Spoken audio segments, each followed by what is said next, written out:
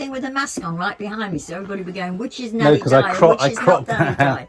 So if you get for hi popcorn junkies, hi, yeah, just over Nanny Di's shoulder. I'll show her in a full shot. Look, Is the younger Nanny Di? he puts that there deliberately to confuse people. Is that Nanny Di or is that Nanny Di? Your head looks more prosthetic than it. Thank you for that. Popcorn junkies, guys. Nothing we've seen at the cinema recently, but we have seen Rebecca, the Daphne du Maurier Rebecca. What is Rebecca? Who wrote it?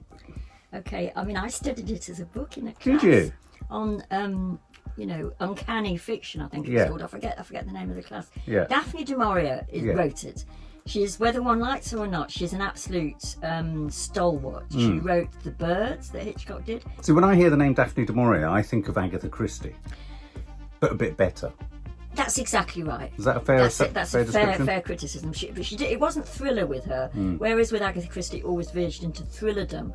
With occasionally, there was a thing called My Cousin Rachel. They made a film of that, didn't they? Yeah. Like So that. Rebecca. I mean, the let's quickest get to grab Rebecca. for Rebecca is it was most famously made into a film by Alfred Hitchcock. Although it has been made about 4 times. I think. It has. It's been made many times. But Alfred Hitchcock's version, interesting. This is an interesting detail. It's the only film of Alfred Hitchcock's that was ever nominated and won a Best Picture Academy Award. I never knew that. Yeah, Rebecca. So in many regards, Rebecca, of all of Hitchcock's films, is one of his most sort of highly prized.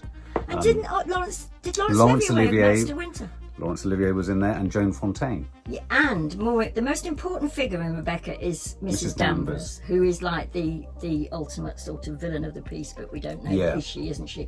And in this, the person who's playing her is Kristin Scott Thomas, which one think would be a good fit. Well, let's get to that. She looks the part. So this remake, would you say it's a remake of the original film? And this is an important distinction. Okay.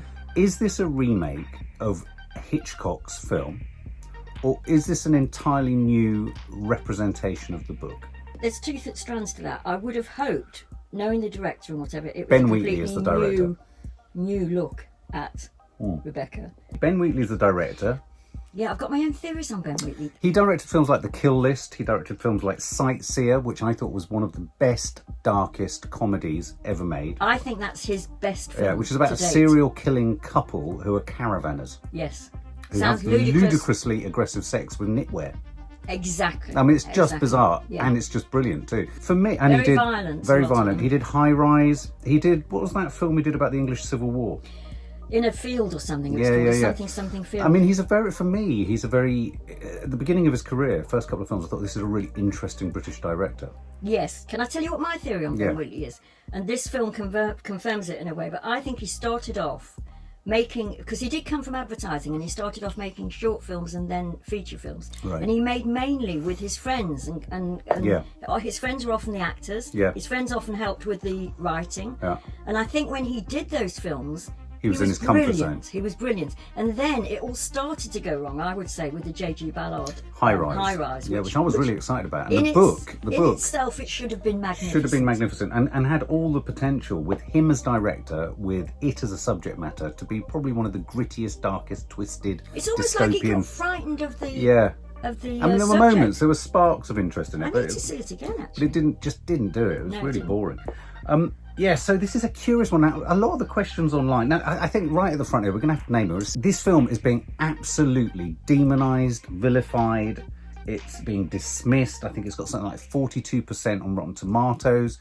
There are articles being written along the lines of, when you love to hate a movie, i.e. it's potentially so bad, it's good. Or No. it's so bad that there's something a little bit like a moth drawn to a light. The inevitability of sort of creative death is so alluring that you just can't stop heading towards the end of all creative wonder.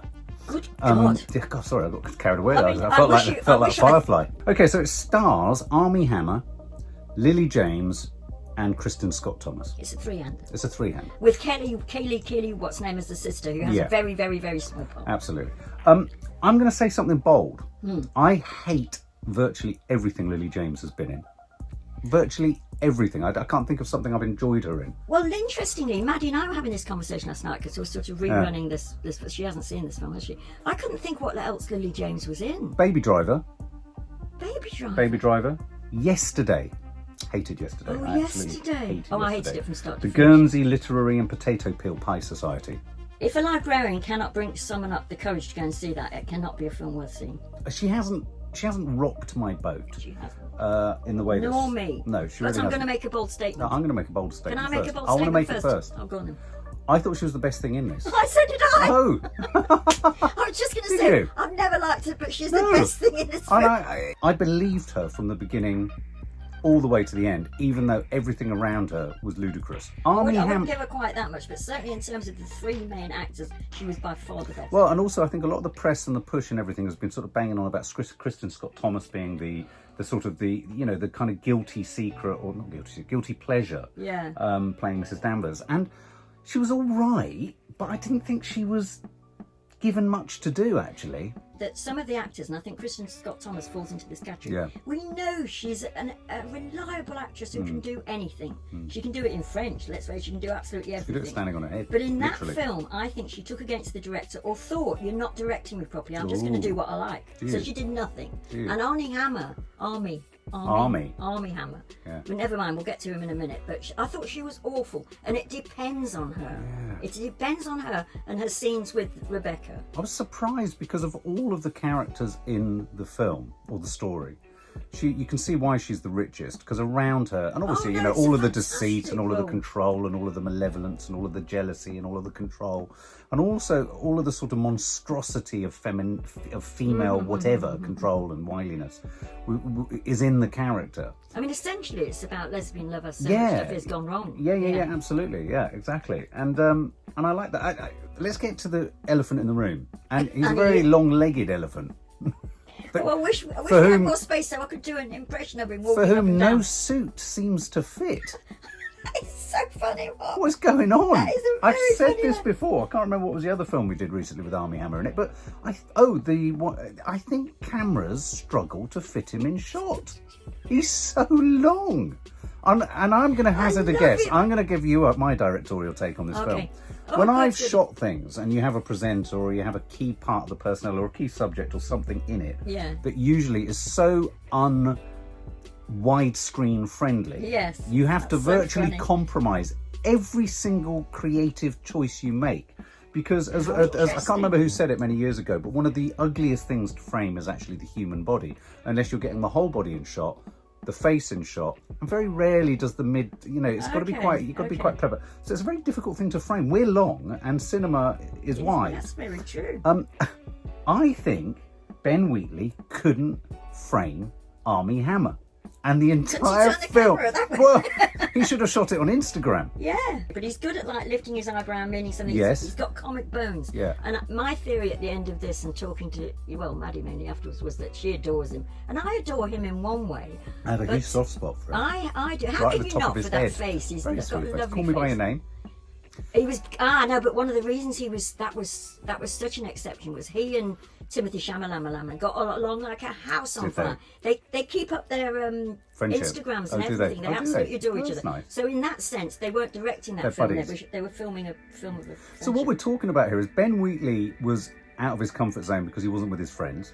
Yes. Armie Hammer was out of his comfort zone because he wasn't with his friends.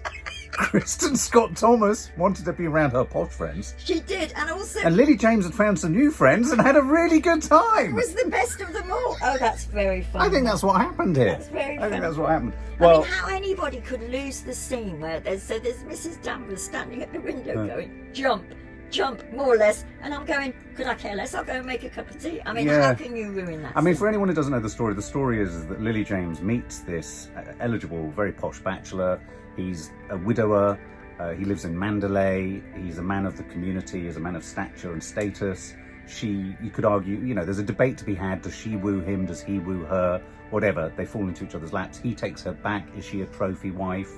She embeds herself in the house, and what she can't escape is the memory and essentially the, in inverted commas, ghost of Rebecca, who's his ex-wife. So Rebecca isn't the name of Lily James's character. Rebecca is the name of his ex-wife. Yeah, it's a very odd premise because, in a sense, and I remember all the Rebeccas I've seen, and even reading the book, one is tempted to always think anybody with a spark of anything would think, why would you keep a room to Rebecca with all Rebecca's things in it? Why would you keep Yeah. Mrs. Danvers on, who adored Rebecca and would obviously hate anybody else that came in? Yeah. There's so many sort of big plot holes in it. Yes. We don't know about him. We don't know whether he is so driven with or riven with grief that he doesn't know what he's doing because of Rebecca. She assumes that's what it is.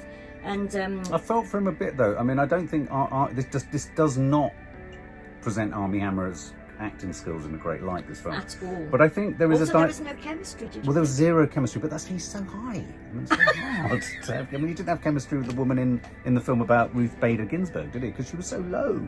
And, you know, So funny. I mean, these are practical It's issues. like They bring need a back the step bucket ladder. that's the people used to Absolutely. stand on. You now understand why small actors stood on things like Tom Cruise. I think the problem for Armie Hammer's character in this story per se is that he's having to play it right. He's having to play it right down the middle, isn't he? Because really the oscillating stress of the film is the extent to which has he killed her, hasn't he killed her?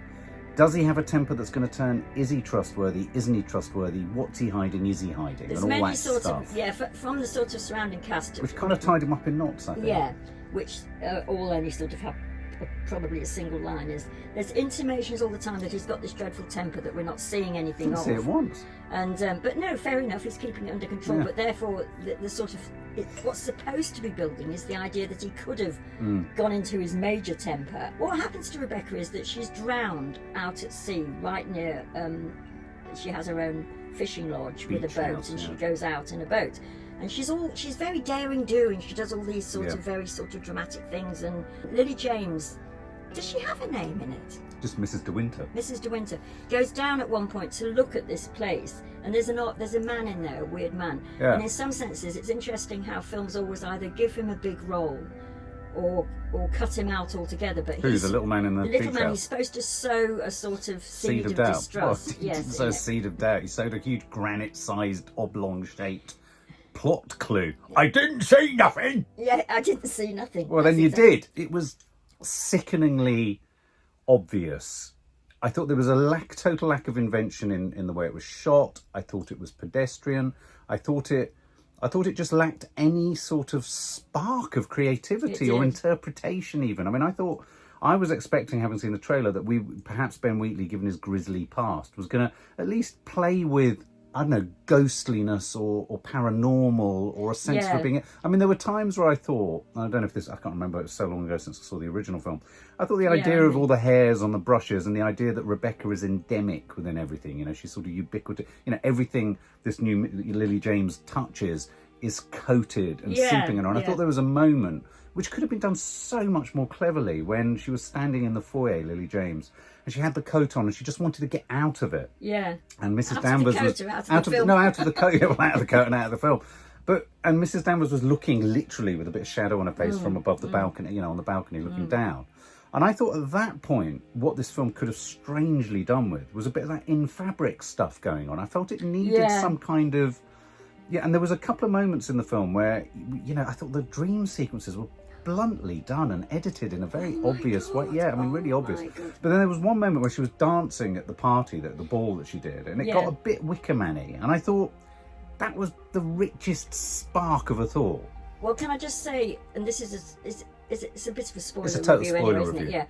Yeah. They'll die. They'll blow mo- up. The key moment Okay. in the book, as well as in all the films, and it's important that if it's the filmmaker who's making this film observes this, it's the key moment where she is led up the wrong path and dresses for the ball, which has been, you know, conditioned to sort of put I on. thought she played that very well. Yeah, but as the Rebecca with the red dress, she's and she's supposed to come to the top of the stairs, and in that moment, Mr. De Winter is supposed to go absolutely nuts. He didn't know, did he? No, and that's where we're supposed to see A, his temper, B, the fact that he's very much unhinged, C, the fact that she is sort of totally being led by the nose by everybody else. Mrs. Danvers. It's and the supposed to be assistants. shocking sight. Now you would think that Ben Wheatley, who has done some amazing scenes, could have done something with that scene, but there's nothing. I think what's wrong with him is I think he might have been intimidated by Well, I his think cast and his budget. He was intimidated. He was intimidated definitely by, I think, J.G. Ballard, and somehow he's been intimidated by this. Maybe he thought he couldn't. I mean, I suppose in a way it is a classic. It's a classic. Oh, it's not a Rebecca, classic. I mean, you're isn't it? following in Hitchcock. So, I mean, maybe that's why his next film is The Meg 2. Much more sensible. some bizarre film choices coming in. In a way, though, do you think he's sort of taking the mickey? It was really bad on Rebecca. I wonder if he's having a bit of a breakdown. I wonder too. The Meg 1 blockbuster wasn't great, but the Meg 2, that's like making Jaws 2, isn't exactly. it? It's a weird come down. I don't know. There's something about this didn't ring true. There was something. It didn't help that there was, despite sort of rumours in the press that everybody's having affairs with everybody, there was so little electricity between the two main actors that one thought... Oh, absolutely. The tabloids just need to watch this film to know nothing happened between Armie Hammer and Lily James, ever. If anything, there might have been something between Mrs. Danvers and Lily James. And then there's always a problem with the ending of this film, because it just ends. Yes. And everybody goes, what was the answer to that? But... Yes. I don't know. I wasn't intrigued. I wasn't teased. I wasn't toyed with. I wasn't doubting. I think the danger also when you remake such an emblematic and famous book is, if you're coming to Rebecca to watch it, you're coming to Rebecca because you know the story. Yeah. So there are no surprises. You know where it's going to go. So you have to find other surprises. And that's where I was really profoundly disappointed. It did nothing. It has to be in the telling that the creativity happens, because the story's pretty fixed. The famous first line, yes, I remember Mandalay, and, last night I returned to Mandalay, and then it's in the form of a dream usually. That's right at the front of the film. And normally I've seen even horror books that have copied that sort of formula. That sentence is so rich with possibilities that you sort of think you could do that in masses and masses of ways without just making it ghouls and ghosts coming out of the woodwork. It was almost like there was no director. I felt at times there was no direction at all. There's something about the whole thing that's curiously inert. Wrong. And inert is a good word, actually. Inert, dead. It's sort of dead on arrival. In the way that it was presented to us, it was so obvious what Mrs. Danvers was doing. Yes. It led you to start asking questions that you wouldn't of a film from the 1940s by Hitchcock. But in a contemporary society, you start to go, well, why are you staying there? She's clearly she's winding you up and setting you on. Why doesn't Armie just say to Armie, she's a bitch? Exactly. And also they should have rewritten some bits. Or maybe they did, but the bit where she says, I combed her hair every night, harder and harder and harder. And I'm thinking, oh my God. Get off me!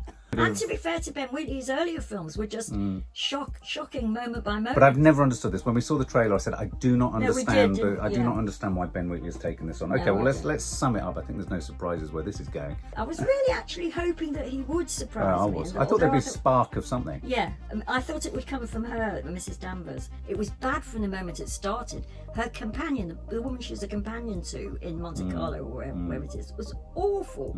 Every stock character, every character who was a character was dreadful. I don't know who picked them. No, Lily James was the best thing in it, but at the same time there was a huge sort of weirdness about her going from poor young ingenue to confident woman who's going to take on, who's going to make him feel better about himself. Arnie, I felt, was doing the whole thing sleepwalking. And no very direction at all. Didn't even look spectacular. No. I really have got very little good to say about it, and I would give it 14.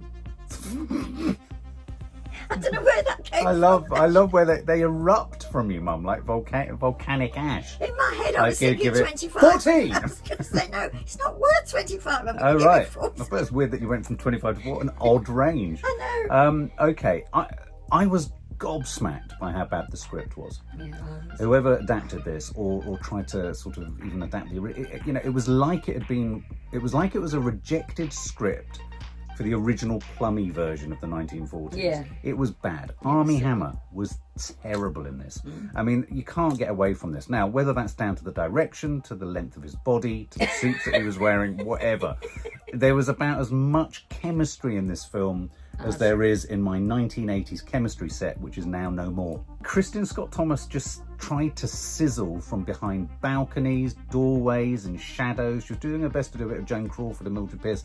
She wasn't ominous enough. There was a sort of, I don't know, she was a bit... I just realised what she was doing. She was doing a Mrs. Danvers on Ben Wheatley. Yeah, maybe. And he was scared to film her. If Lily James wasn't quite so good... Now, I lay on the floor in this room and watched it on the telly. I was mesmerised, though. This is the weird thing about this film, when I said I'm going to surprise you. Something mesmerised me about this. Oh. Yeah, but for all the wrong reasons. It was like watching a really slow car crash. It lacks any creative vim or vigour. It lacks. It's like I was watching it and I was mesmerised because I was thinking, how the hell can this have got through. No, exactly. How has this got through? Yeah. How has this managed to get to this point? So what you mean with people looking at it critically and letting it I go mean the out? amount of execs that will have had to have signed off on exactly. it. Ben Wheatley will have looked at it. Did he really look at this? Is this the same man who made the kill list? I mean, come on, this is. I'm not saying they're the same films, but you've got a director brings their sensibility to it. I felt you're absolutely right. There was no hand of the director, and I think the word you used was inert is perfect because this was dead on arrival. It started badly. It was using cliche, but not in a sort of postmodern, clever way. It wasn't kind of sending it up. What needed to happen here was, if you're making Rebecca, anyone makes Rebecca, you have to make a film that is set firmly in a different era, at a different time, looking at all the subjects and all of the sort of themes of deceit and control and class and whatever all that stuff is and ghostliness and but you don't do it like this. Yeah, exactly. This was shockingly bad. Yeah. Shockingly bad. Basically... Armie Hammer might get hold of you and say... Yeah. The problem with this film is Armie Hammer's height. Armie Hammer's chest. Plain and simple. The car, he looked too big for the car when they were driving.